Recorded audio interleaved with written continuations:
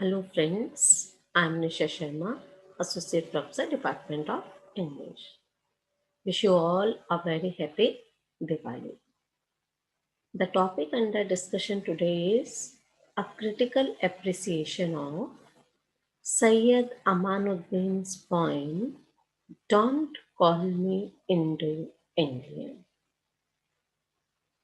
Syed Amanuddin is a poet with a blend of Indian essence and American flavor in his writings.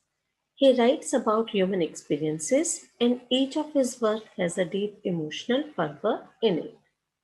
Syed is a versatile writer who has written books of poetry, plays, novel, and a collection of essays, including world poetry in English. He is also the founder and editor of two literary magazines, Poetry East West and Creative Moment. His poems have been widely translated into French, Urdu, and Kannada. Amanuddin has a very distinguished style of writing, which resembles to that of the American poet E. E. Cummings. Both of them introduce the avant-garde poems, which experiment the conventional rule of syntax and punctuation. You might have noticed it in the title of the poem that the title is given all in small letters. He plays with language liberally, using the poetic license he holds while writing. He used to believe poetry is essentially a verbal art, a result of contrived and controlled use of language. Language is an overused medium, but the poet supplies it with vitality by adding freshness to words and creating new contexts for them. This belief of adding freshness and new context to the common medium of language marks the style of this poet. He deals with variety of themes ranging from human experience to science. In a very lucid style, he delivers technological, scientific, and the unfathomable. He is such a connoisseur of words and plays with them so well. The poem Don't Call Me Indo-Anglian unfolds the liberties Syed Amanuddin takes with syntactic structures. Amanuddin was born and brought up in India and later migrated to America. This is the reason that his poetry unifies the Indian clarity and American modernity. Amarnath Dwivedi, in one of his papers on Amanuddin, states, as a poet, he is closer to Americans rather than to any English or Indo-Indian poet. The question of paramount significance is not where one learns one's art and technique, but how one absorbs and executes them. This poem presents the lack of belongingness and identity crisis of a poet who thinks he is Indian but is not accepted there as he has migrated to another country, and on the other hand, that country does not accept him as he is a migrant. He seeks his belongingness, and and the search becomes a frustration. This poem becomes an outlet of the aggression he holds against this non acceptability. His works capture the essence of the human experience, like joy, happiness, love, pain, suffering, and death. Syed Amanuddin, in his poem Don't Call Me Indo-Anglian, vehemently rejected his identity as an Indo-Anglian. He hated hyphens that play as bridges between artificial values in the name of race, religion, and languages. Like Indo Anglian is used for those persons who are Indian and who writes in English. But Syed Amanuddin does not like to be called Indo-Anglian. And you might have noticed there is a hyphen between Indo and Anglian. And Syed Amanuddin says that these are artificial bridges in the name of race, religion, and languages. He denounced all pseudo labels and label makers. He declared that his writings are not to be a moon-rook specimen to be analyzed, labeled, and stored for another curious, gloomy fellow to reanalyze and reclassify and put them back into the shelves of the book racks again. He said they called him Indo-Anglian, that he did not understand what it exactly meant.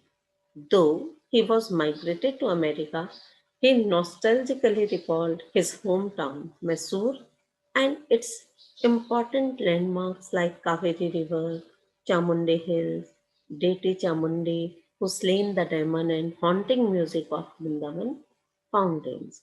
But he did not want to confine himself to his childhood scenes. He had flown across the universe on the wings of his thought in search of the truth by knowing languages and their creeds and kindle the candles of wisdom in the dark caves of prejudice.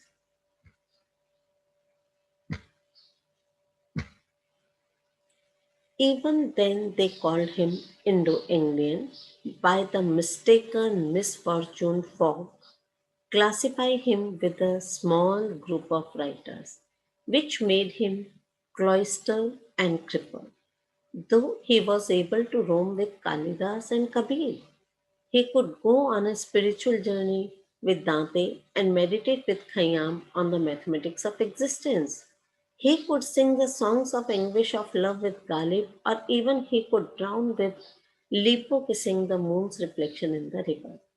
In fact, he was not Anglo, but he could write in English, surely in the language of Shakespeare and Keats.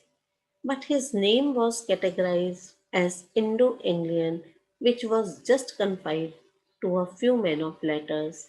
He did not digest this type of segregation. The poem begins with utter dissatisfaction and disappointment. The most remarkable thing in this poem that marks the poet's style is his audacity to challenge the linguistic norm. It seems like he exploits them in a race against their non-acceptability. It is he, if he does not belong to them, then their rules do not belong to him.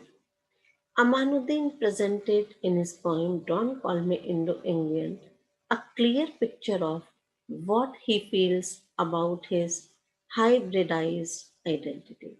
The sense of loss of belongingness haunts his identity, which finds no satisfaction but ends in a victorious chant with when Amanuddin finds his identity as one. His diasporic identity vanishes with his declaration, which makes him universal and everywhere when he says, I am a poet. This is my identity.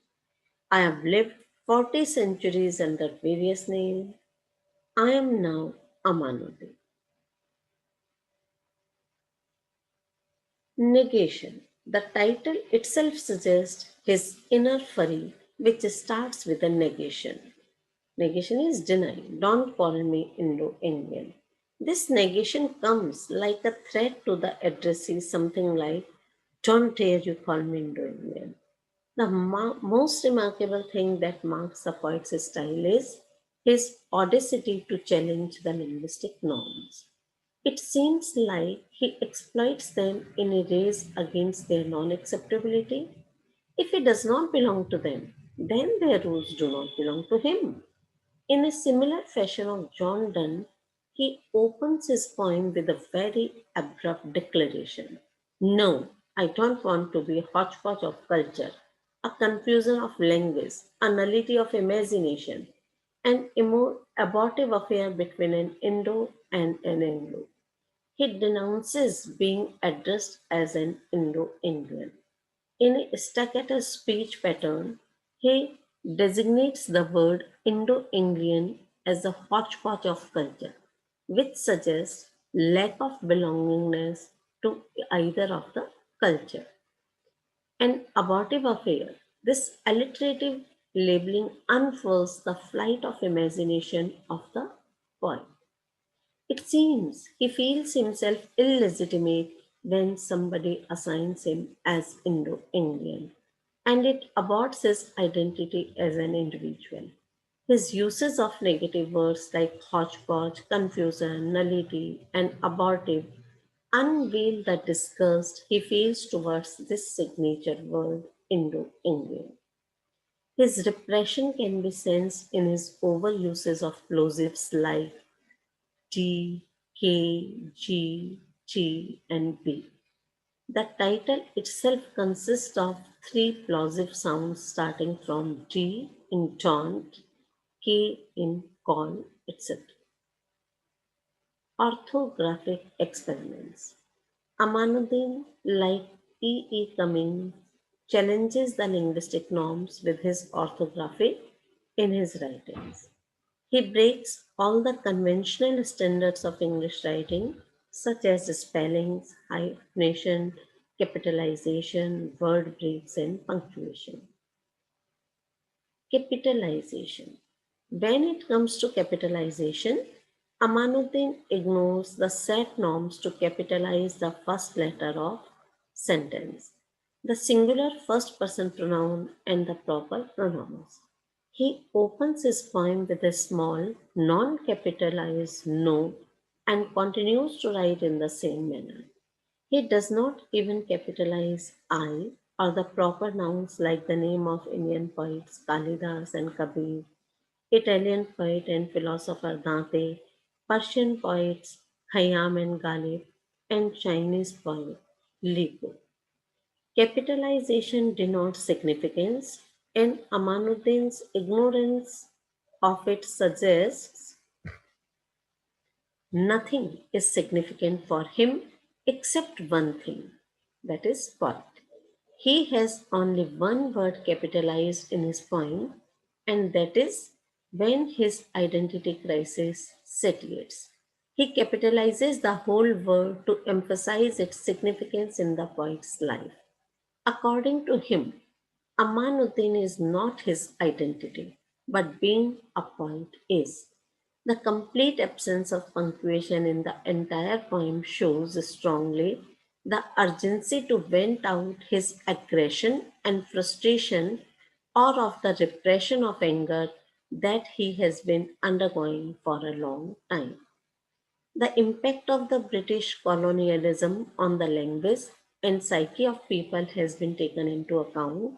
This is best visible in the seemingly innocent introduction of English in India as medium of instruction, which has subsequently brought in a new kind of sensibility and culture unknown hitherto in India. Indians experience them in the form of snobbery, racism, highbrow, and religious bigotry. P.C. Roy and M.K. Gandhi resisted the introduction of English as the medium of instruction. However, a new class of Indo-Anglians has emerged after independence, which is not different from the Anglo-Indians in their attitudes towards India. The question of identity has become important for an Indian irrespective of the spatial or time location of a person. Thus, Amanuddin revolts against the conservative ideas of the literary world. Thank you.